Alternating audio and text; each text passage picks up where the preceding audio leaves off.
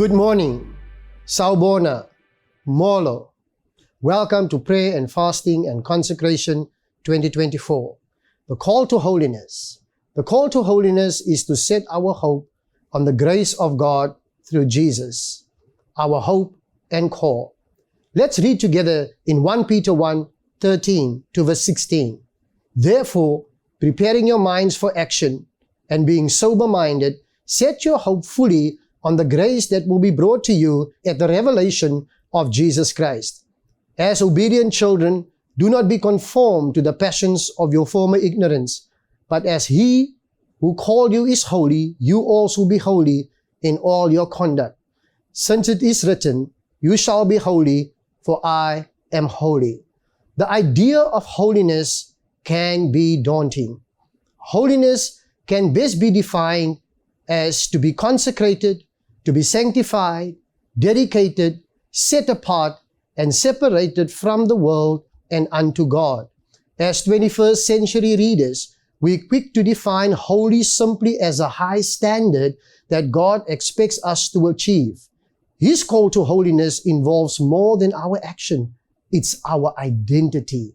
God grants us grace through Christ Jesus to obey His command to be holy. Peter's audience, who were the first readers of this letter, are Christians dealing with persecution, and they are facing even greater persecution in the near future. The society and culture around them is hostile to Christians and their strange faith that prevents them from going to pagan temples, participating in immorality, and worshiping the emperor. There's no objective view of holiness in their culture.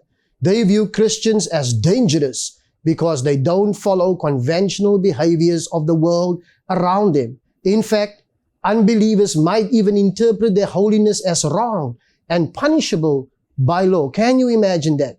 These believers would eventually face unfair blame, persecution, and death threats from the emperors. As the author of this letter, Peter speaks from experience about holding on to faith when persecution comes. Peter's encouragement to the church is this: despite what is happening to and around you, it is our call to hold on to holiness. They must believe the gospel, stand firm, stand strong, and stand tall in trials. Verse 14 reminds them that they once were like the culture around them. Do not be conformed to the passions of your former ignorance, but Christ ransomed them from darkness into a glorious life with God. That ransom demands a response from us. God is the only one who can set us apart from culture. God is the only one that can make us holy and make us blameless. The original recipients of Peter's letter understood that to live holy and to be set apart meant that they would be radically different from the world and the culture around them. God's grace gives us the hope of holiness through Jesus and what He did. Holiness is an identity statement, not an aspirational statement. We must understand that holiness is who we are, not simply what we do. The call to be holy is not easy, but it is necessary.